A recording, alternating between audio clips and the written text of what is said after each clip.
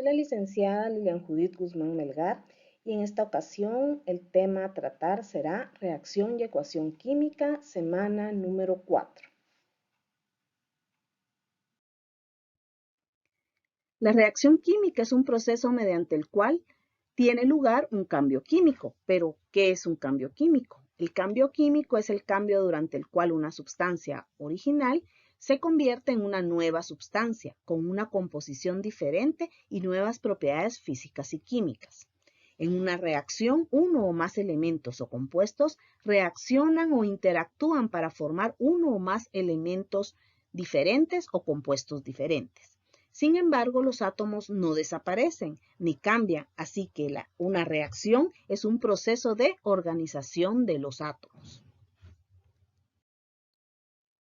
Manifestaciones. Las reacciones pueden manifestarse de distintas formas, siendo una de ellas mediante liberación de gas, por ejemplo. Entonces, tengo un líquido, tengo agua en un recipiente y pongo una tableta de Alka-Seltzer y empiezo a ver una efervescencia. Son unas burbujas. Eso es una liberación de gas. Puedo verlo de esa manera o podría ver esto que está aquí en esta otra imagen, que empiezo a ver un humo azul. Entonces yo aquí ocurrió una reacción química porque hubo una liberación de gas. En ocasiones voy a ver un humo blanco, puede ser un humo amarillo, puede ser incluso un humo negro. Entonces yo digo, aquí hubo una reacción química porque hay una liberación de gas. Cambio de color.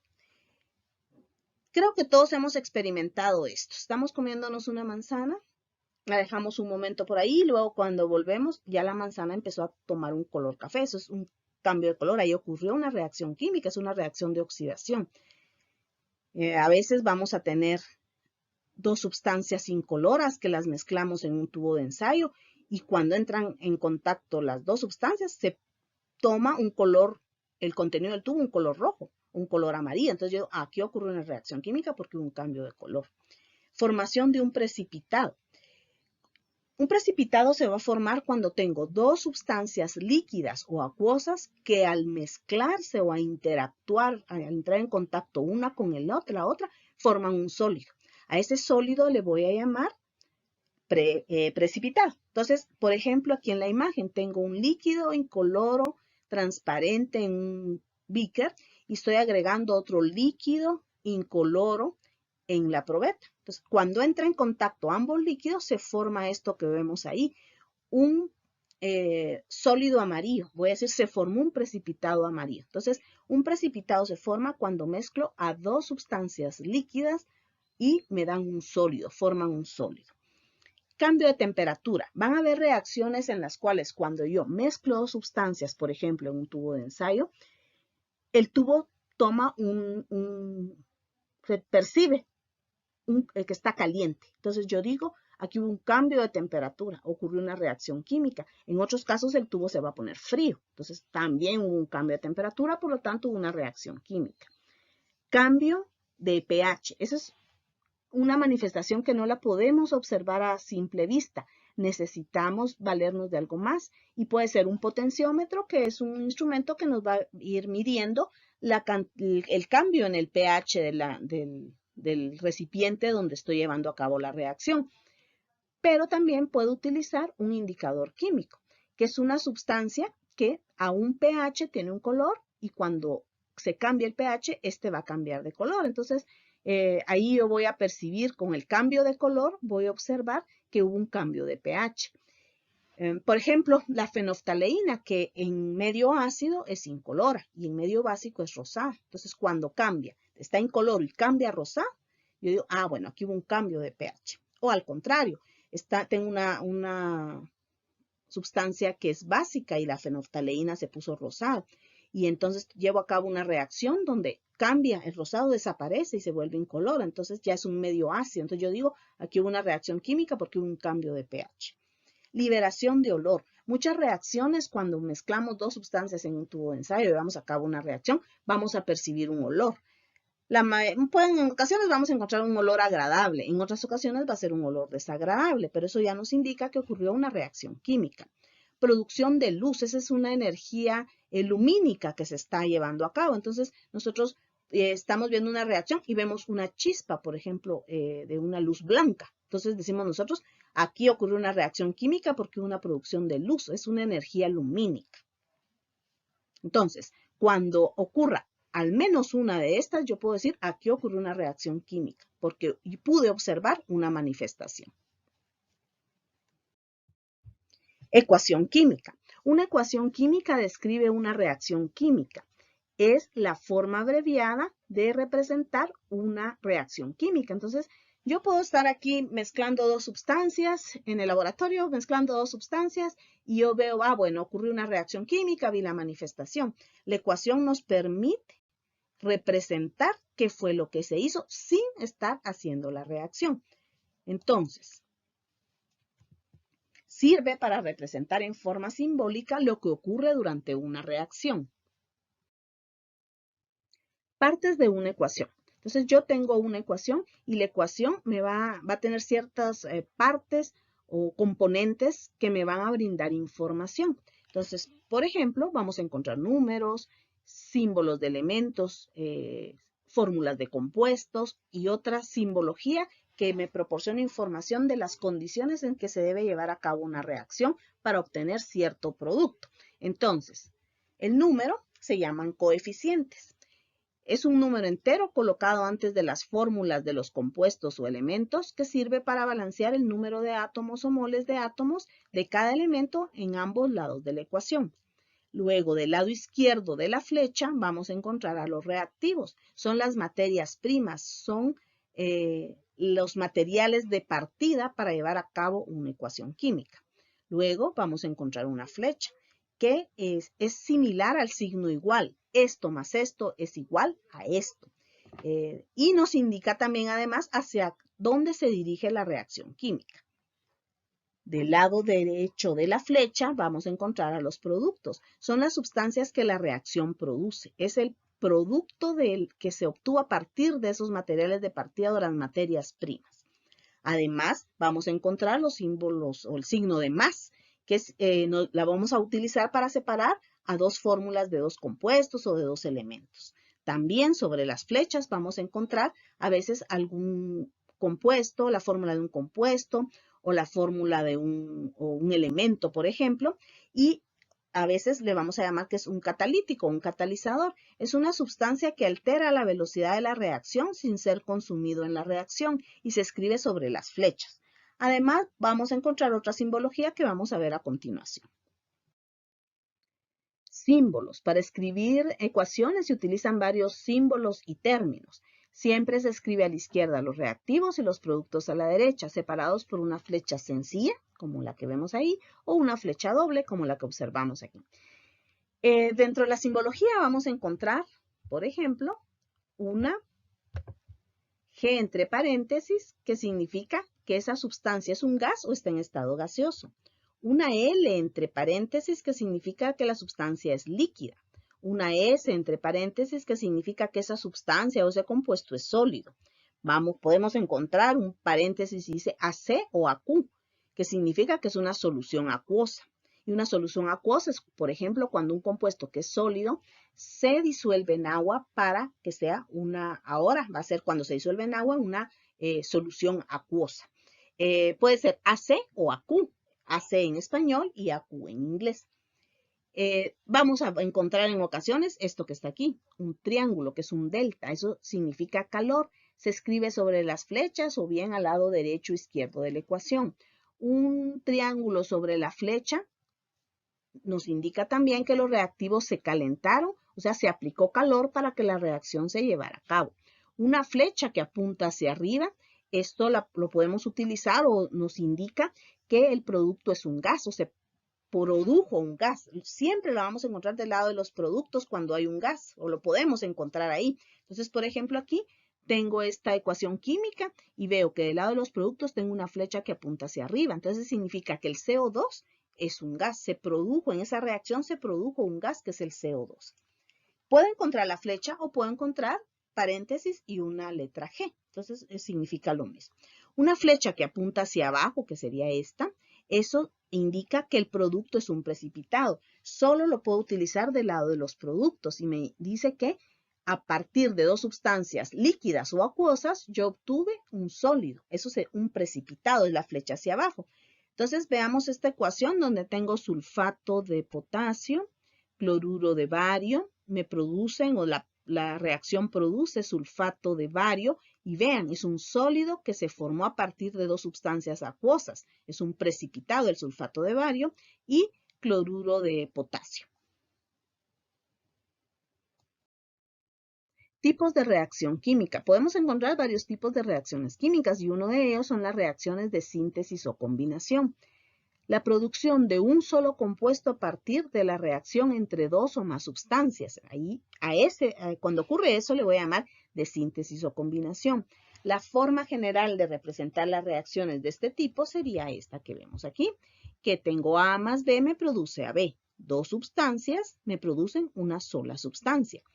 Ejemplos tenemos el magnesio cuando reaccionan 2 moles de magnesio sólido más 1 mol de oxígeno gaseoso, me va a producir 2 moles de óxido de magnesio.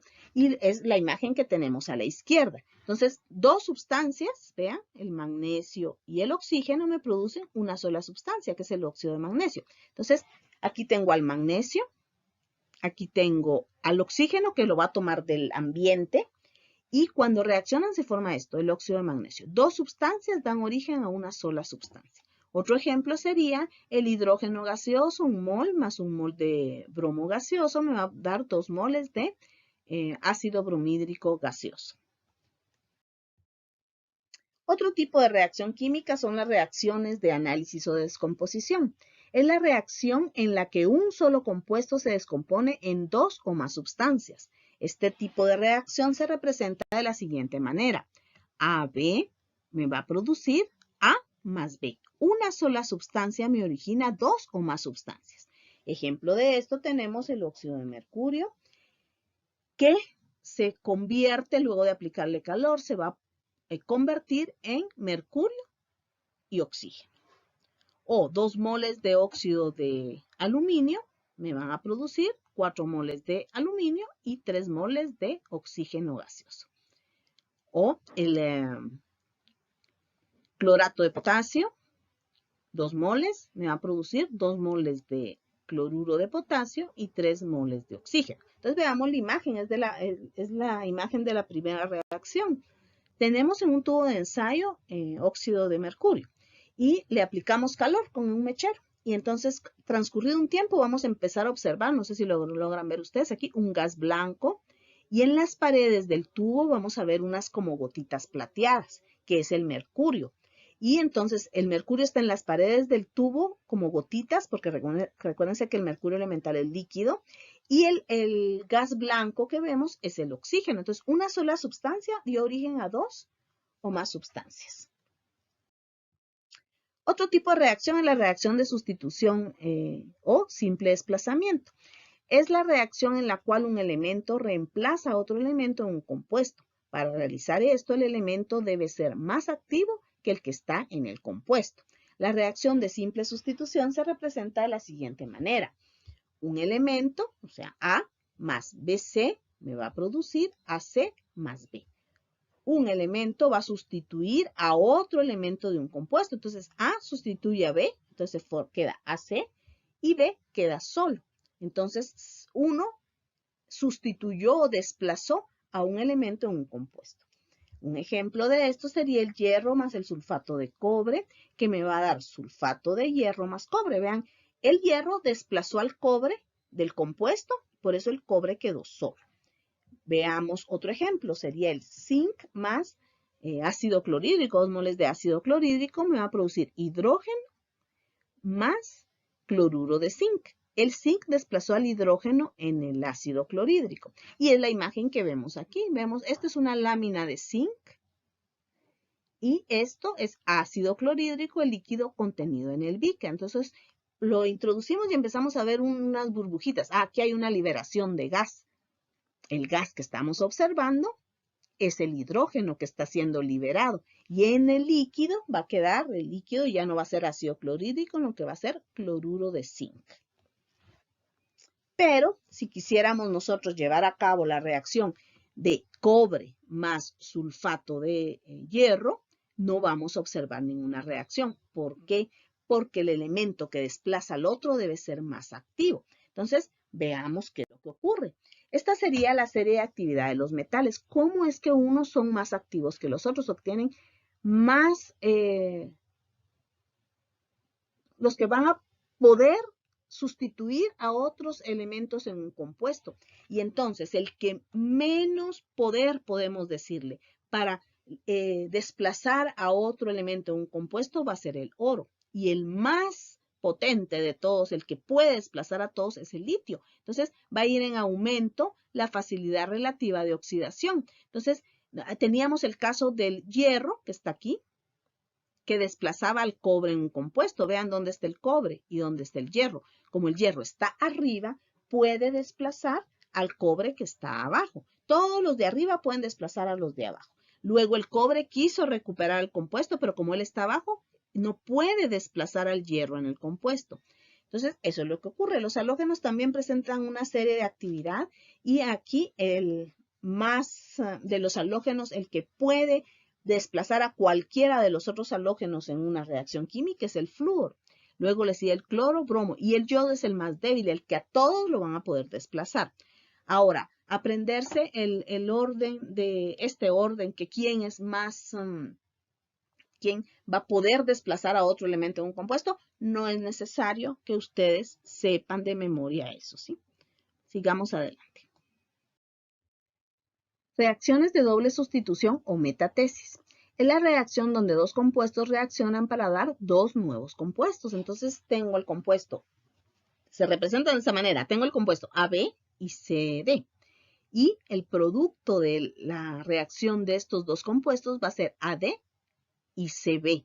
Los iones de los compuestos AB y CD intercambian compañeros. Entonces tenemos AL se va a unir a AD y C se va a unir a B. Entonces va a haber un intercambio de parejas, un intercambio de compañeros. Entonces veamos otro ejemplo donde tengo nitrato de plata, cloruro de sodio y al reaccionar forman cloruro de plata y nitrato de sodio. Entonces, ¿qué pasa? La plata se va con el cloro a formar cloruro de plata y el sodio se va con el nitrato a formar nitrato de sodio.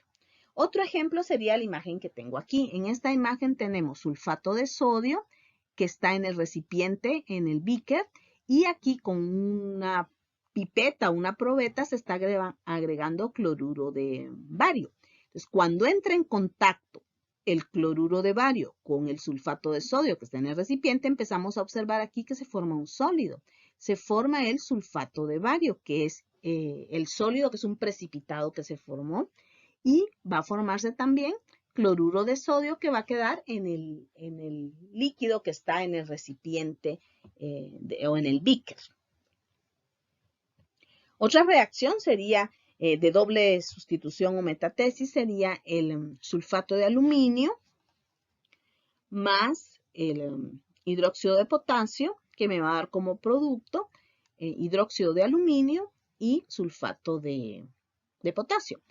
El aluminio se va con el oxígeno, con el hidróxido, el grupo hidroxilo, a formar hidróxido de aluminio.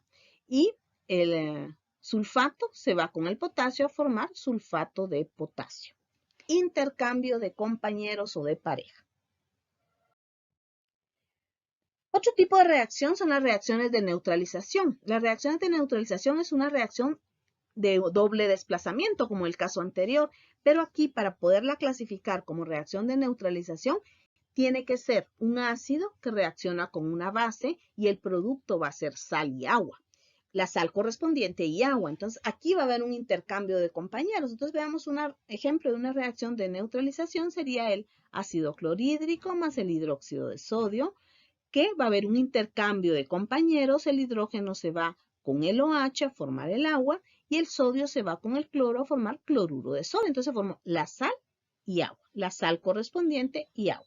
Entonces, esta es una reacción de neutralización, pero tiene que haber la reacción, tiene que ser la reacción de un ácido más una base y el producto va a ser la sal correspondiente y agua. Reacciones de combustión. Los compuestos que contienen carbono, hidrógeno y oxígeno arden con el aire, consumiendo el oxígeno del ambiente y forman CO2, agua y energía. Entonces, todos los compuestos que contengan carbono, hidrógeno o carbono, hidrógeno y oxígeno pueden tener o llevar a cabo una reacción de combustión cuando entran en contacto con el oxígeno del ambiente y hay una chispa que genera esa combustión. Entonces, aquí tengo el ejemplo del metano, que es el gas que se produce en los pantanos, y el oxígeno del ambiente, algo genera una chispa de energía y se va a producir CO2, agua y energía. Entonces, el producto de una reacción de combustión siempre va a ser CO2, agua y energía. Pero para que se lleve a cabo necesitamos un compuesto que al menos tenga carbono e hidrógeno. Puede tener carbono, hidrógeno y oxígeno o únicamente carbono, hidrógeno. Y el oxígeno sería el oxígeno del ambiente. Hay otro tipo de reacciones que vamos a llamarles reacciones endotérmicas. Endo significa dentro. En una reacción endotérmica, el calor de los alrededores debe fluir hacia el sistema para convertir los reactivos en productos. La energía de los productos es mayor que la energía de los reactivos. Entonces, se absorbe el calor del ambiente para llevar a cabo la reacción. Entonces, cuando tenemos una reacción endotérmica en un tubo de ensayo, ponemos dos sustancias y el tubo se pone frío, eso es una reacción endotérmica. Se absorbió calor del ambiente. El valor de delta H, o sea, ese cambio de temperatura, tiene un signo positivo y dicho valor se escribe como un reactivo. Entonces, podemos ponerlo, si usamos la terminología de delta H, debe llevar un signo positivo. Y si tiene o lo podemos poner como uno de los reactivos, porque se necesita para que la reacción se lleve a cabo. Entonces, una manera de representar las reacciones endotérmicas sería la que está aquí, que tengo hidrógeno más oxígeno más 283 kilocalorías, que es la energía necesaria para que la reacción se lleve a cabo, me produce agua líquida. Pero lo pongo del lado de los reactivos. Pueden ser kilocalorías, pueden ser calorías, pueden ser joules, kilojoules, etc. Cualquier dimensional de energía. Otra manera de representar esta ecuación sería dos sustancias como el hidrógeno más oxígeno me va a producir agua líquida. Entonces uso la terminología o la simbología de delta H igual más 283 kilocalorías. El signo más me indica que es una reacción endotérmica. Entonces, ¿cómo reconocer una reacción endotérmica? Porque me ponen un número que es la cantidad de energía del lado de los reactivos. Esa es una manera. Y la otra manera es usar la terminología delta H, que va fuera de la ecuación, pero el signo es positivo. Si el signo es positivo, yo voy a decir, esta es una reacción endotérmica. Reacción exotérmica. Exo significa fuera. En una reacción exotérmica, el calor fluye afuera del sistema, es decir, hacia los alrededores. La energía de los reactivos es mayor que la energía del producto. Entonces, aquí cuando tenemos una reacción exotérmica, mezclo dos sustancias, por ejemplo, en un tubo de ensayo y el tubo se pone caliente. Entonces, es una energía calórica que salió al ambiente, por eso el tubo se puso caliente. El valor de delta H tiene un signo negativo y se escribe como uno de los productos. Esa energía que se liberó a la hora de la reacción. Entonces, un ejemplo, tenemos el metano más oxígeno, me va a dar CO2, agua, y la energía o el calor que se produjo son 192 kilocalorías, pero lo escribí del lado de los productos. O pude haber dicho un número de kilojoules, por ejemplo. Otra manera de representar una reacción exotérmica sería metano más oxígeno me va a producir CO2 y agua. Y el valor, uso la terminología de delta H, entonces pongo delta H o el triangulito H igual menos 192 kilocalorías. El signo menos es el que me indica que es una exotérmica. Si yo tengo delta H igual un signo positivo es endotérmica, un signo negativo es exotérmica. Reacciones reversibles. Las reacciones reversibles es aquella que puede llevarse a cabo en uno u otro sentido. Las ecuaciones generales de la reacción directa e inversa pueden escribirse de la siguiente manera. Nosotros estamos acostumbrados de poner reactivos a productos. Entonces, es una reacción directa. De A va a B. Pero en las reacciones reversibles hay una velocidad de reacción que va de productos a reactivos. Entonces, esa es la reacción inversa. Iría de productos a reactivos.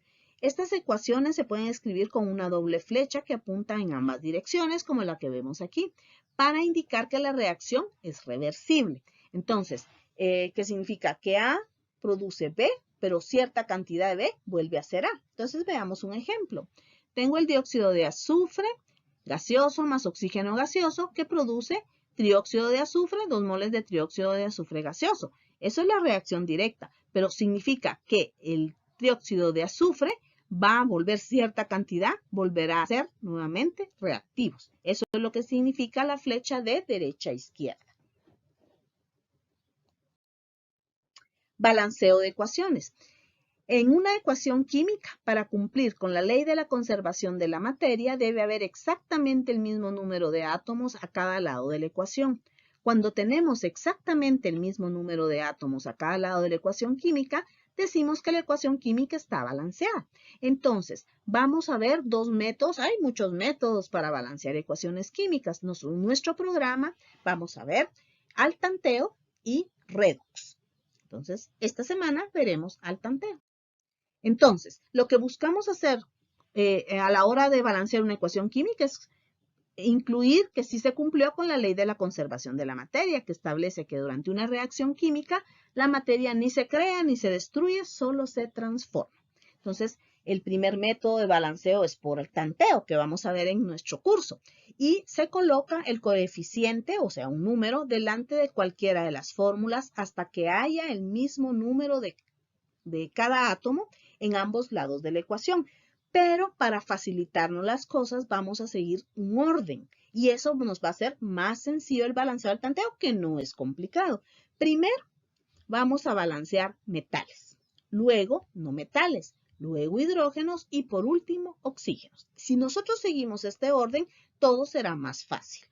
Entonces, la primera ecuación química. Entonces, tengo mi ecuación y voy a balancearla siguiendo el orden que habíamos platicado. Primero metales, no metales, hidrógenos y por último oxígenos. Entonces veo la ecuación y el primer metal que encuentro es el sodio. Entonces tengo un sodio del lado de los reactivos, del lado de los productos tengo 2. Entonces, ¿qué voy a hacer? Voy a poner un número 2 delante del hidróxido de sodio, aquí, para que ya tenga 2 sodios del lado de los reactivos y tengo 2 sodios del lado de los productos.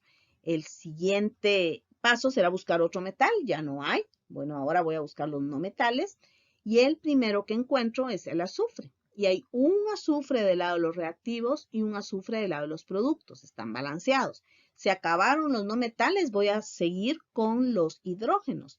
Hidrógenos tengo del lado de los reactivos, tengo 2 en el hidróxido de sodio y 2 en el ácido sulfídrico. Entonces tengo 4.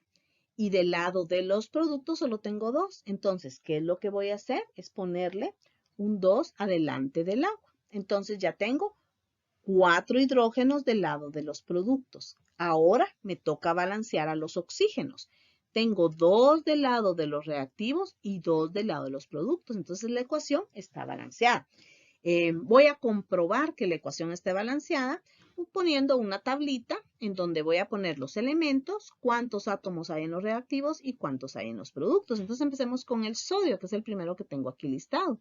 Entonces voy a poner aquí esto y vamos a ver que sodios del lado de los reactivos tengo 2. Del lado de los productos tengo 2.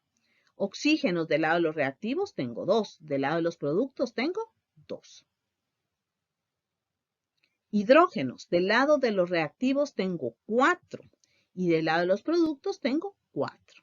Azufres del lado de los reactivos tengo 1. Y del lado de los productos tengo 1. Entonces, tengo el mismo número de átomos del lado de los reactivos que del lado de los productos. En este caso, yo puedo observar que yo ya no puedo simplificar los coeficientes de esta ecuación. Entonces, los coeficientes que balancean la ecuación van a ser 2, 1, 1, 2. Esos son los coeficientes que balancean la ecuación. Balanceemos la siguiente ecuación. Entonces, voy a balancear primero metales, luego no metales, luego hidrógenos y luego oxígenos. Entonces, metales.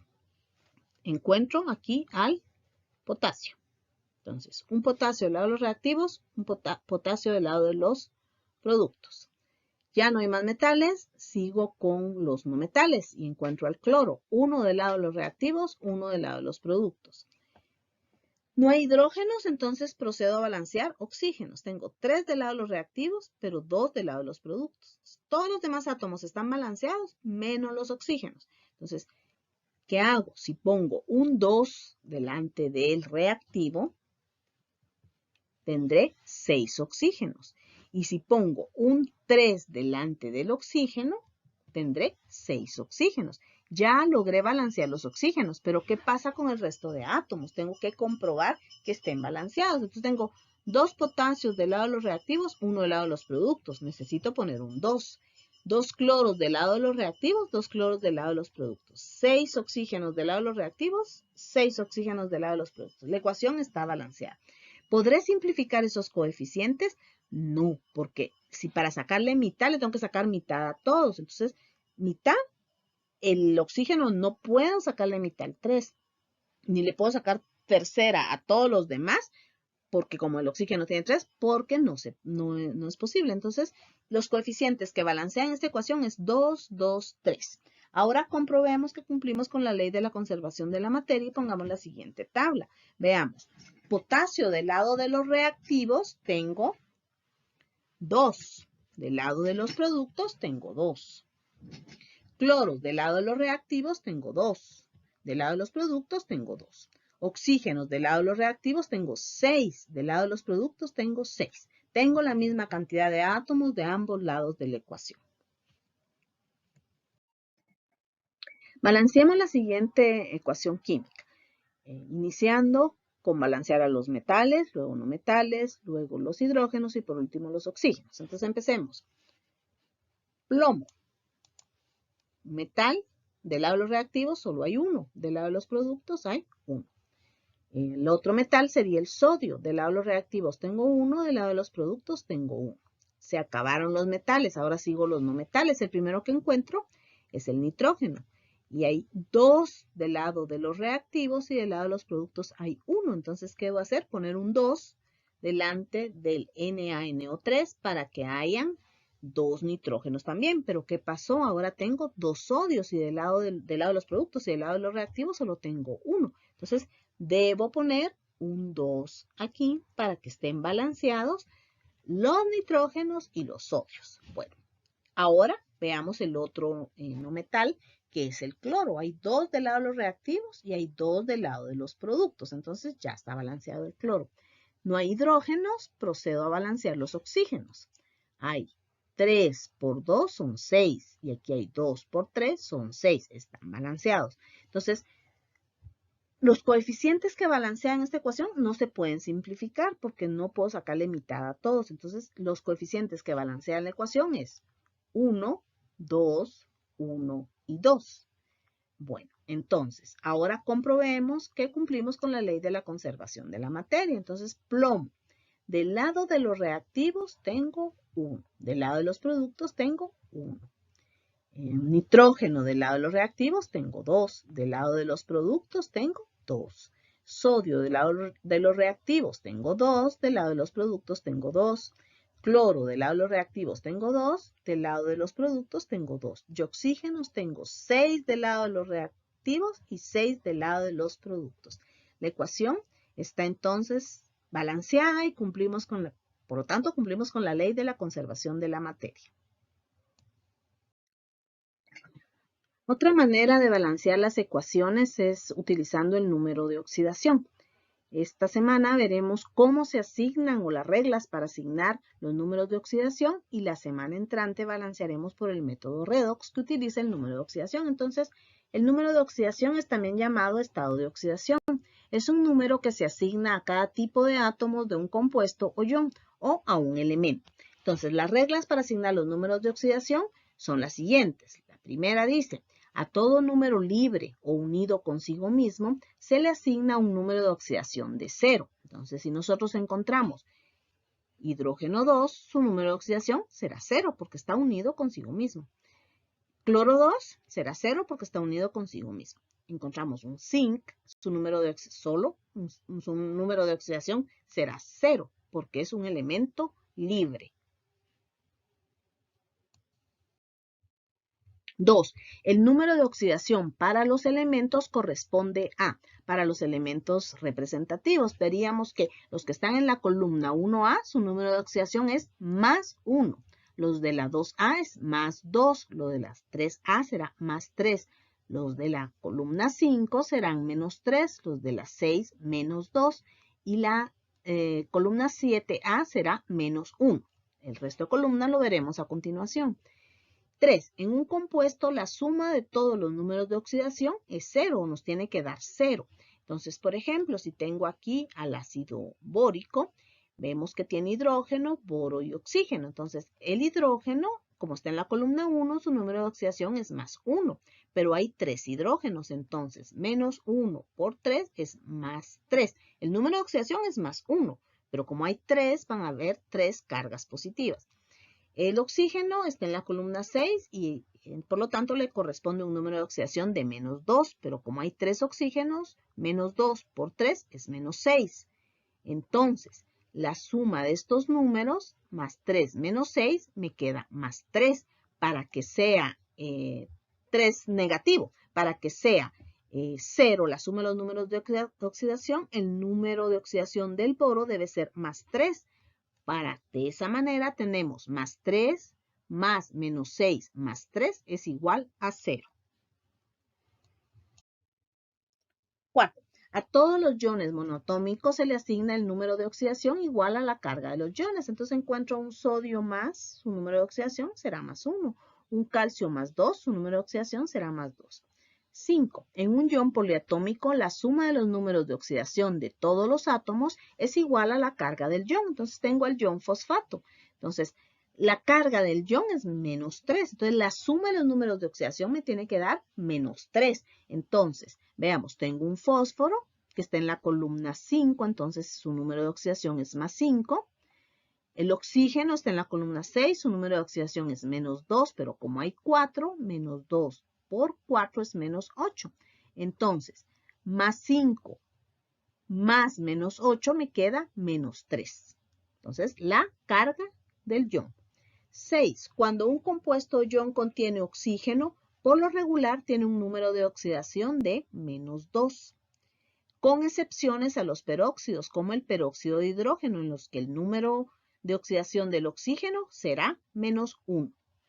Entonces veamos, en el agua el oxígeno trabaja con menos 2 y el hidrógeno con más 1 para que la suma me dé 0 porque hay 2 hidrógenos, 2 cargas positivas y 2 cargas negativas me tiene que dar 0.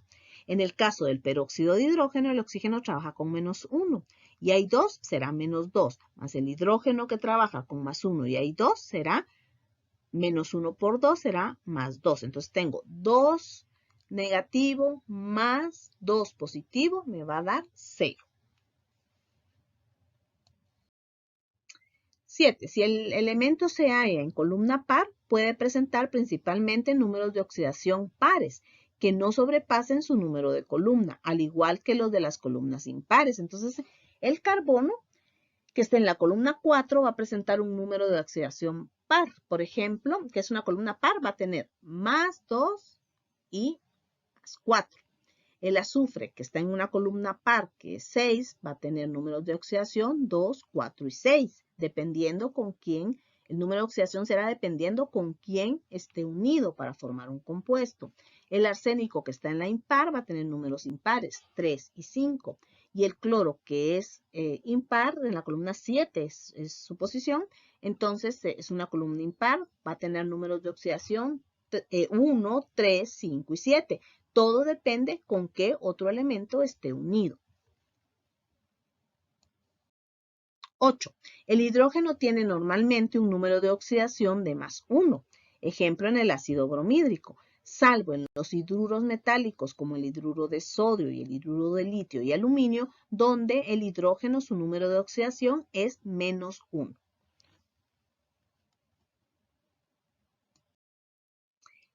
Vamos a hacer este ejercicio que es indicar el número de oxidación de cada elemento en los siguientes compuestos. Entonces van a ser 9 ejemplos que vamos a hacer. Veamos el agua, que era nuestro primer ejemplo. Tiene hidrógeno y tiene oxígeno. Entonces, el hidrógeno está en la columna 1. Por lo tanto, su número de oxidación es más 1. El número de oxidación lo voy a encerrar en un cuadrado rojo.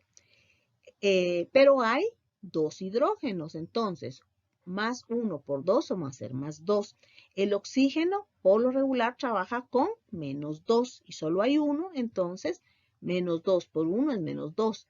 Por lo tanto, la suma de los números de oxidación me da 0. Entonces, el número de oxidación del hidrógeno es más 1. El número de oxidación del oxígeno será menos 2. Veamos el siguiente ejemplo, el cloruro de potasio. Entonces, el potasio está en la columna 1, entonces debe tener un número de oxidación de más 1. El cloro está en la columna 7, pero la suma, vamos a usar la regla que es la suma de los números de oxidación me tiene que dar 0. Entonces tienen que trabajar con un número de oxidación de menos 1 para que la suma me dé 0. Entonces, el número de oxidación del potasio más 1, del cloro menos 1. Veamos el siguiente ejemplo, permanganato de potasio. Entonces, el potasio está en la columna 1. Su número de oxidación tiene que ser más 1, pero hay un potasio, entonces más 1 por 1, que es el que está presente, va a ser igual a más 1. El oxígeno, por lo regular, trabaja con menos 2, a excepción de los peróxidos, pero este no es un peróxido, entonces su número de oxidación es menos 2, pero hay 4 oxígenos, entonces menos 2 por 4 es menos 8. Entonces, para que la suma me dé 0, va a ser más 1 del potasio, más el permanganato, que es lo que estamos averiguando, más los menos 8 del oxígeno. Entonces, el número de oxidación del manganeso tiene que ser más 7 para que la suma me dé 0. Entonces, el número de oxidación para el potasio, más 1. Para el manganeso, más 7. Y para el oxígeno, menos 2. Veamos el siguiente ejemplo. El hidrógeno está en la columna número 1, entonces trabaja con un número de oxidación de más 1, pero hay 2 hidrógenos, entonces más 1 por 2 va a ser igual a más 2. Para que la suma de los números de oxidación me dé 0, el oxígeno tiene que estar trabajando con menos 1 para que la suma me dé 0. Entonces, en este caso, menos 1 por 2 va a ser menos 2, más 2 menos 2 me tiene que dar 0. Este es el peróxido de hidrógeno, por eso en estos casos es donde el oxígeno trabaja con menos 1. Ahora veamos, el número de oxidación para el hidrógeno es más 1, para el oxígeno va a ser menos 1.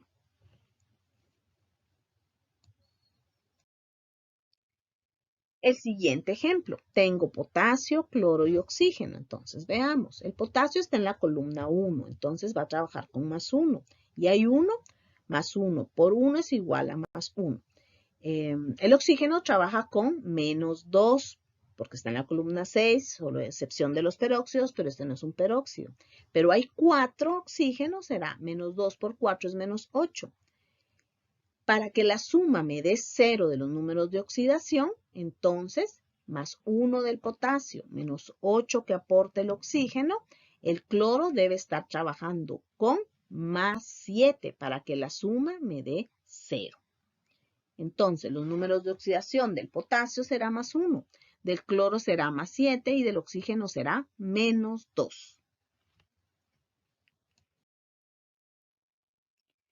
Veamos este otro ejemplo. Tengo al sodio de la columna 1, trabaja con más 1, pero hay 2 sodios, entonces será más 1 por 2 más 2. El oxígeno trabaja por lo regular con menos 2, pero hay 4 oxígenos, será menos 2 por 4 menos 8. Entonces, el azufre, para que la suma me dé 0, el azufre tiene que estar trabajando con más 6. Para que sea más 2 más 6 más 8 menos 8, 0. El número de oxidación del sodio entonces es más 1, del azufre más 6 y del oxígeno menos 2.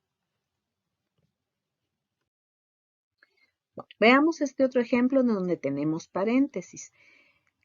Para asignar los números de oxidación, el calcio está en la columna 2, entonces trabajaría con un número de oxidación de más 2, pero otra manera podríamos utilizar sería la siguiente, que cuando tengo paréntesis, el subíndice del paréntesis es el número de oxidación del elemento que está fuera del paréntesis, entonces coincide que es más 2.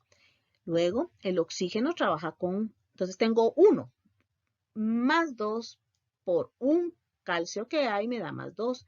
El oxígeno por lo regular trabaja con menos 2 y hay 2 serían menos 4. Y el hidrógeno que trabaja con más 1 pero hay 2 sería más 2. Entonces la suma de los números de oxidación me tiene que dar 0. Entonces sería más 2 más menos 4 más 2 es igual a 0. Entonces los números de oxidación para el calcio es más 2, para el hidrógeno es más 1 y para el oxígeno es menos 2.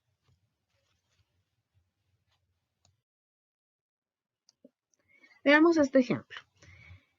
Este ion poliatómico negativo. Entonces veamos, tenemos que el oxígeno trabaja con menos 2 de número de oxidación, pero hay 4 oxígenos, será menos 2 por 4 es menos 8.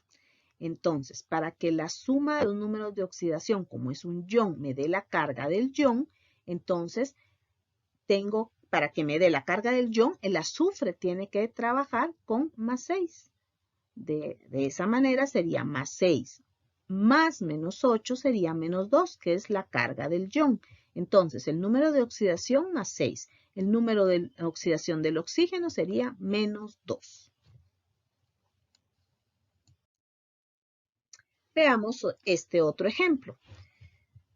El oxígeno trabaja con menos 2 y hay 2 oxígenos, menos 2 por 2 es menos 4. El plomo tiene que estar trabajando con más 4 para que la suma me dé 0. Entonces trabaja con más 4.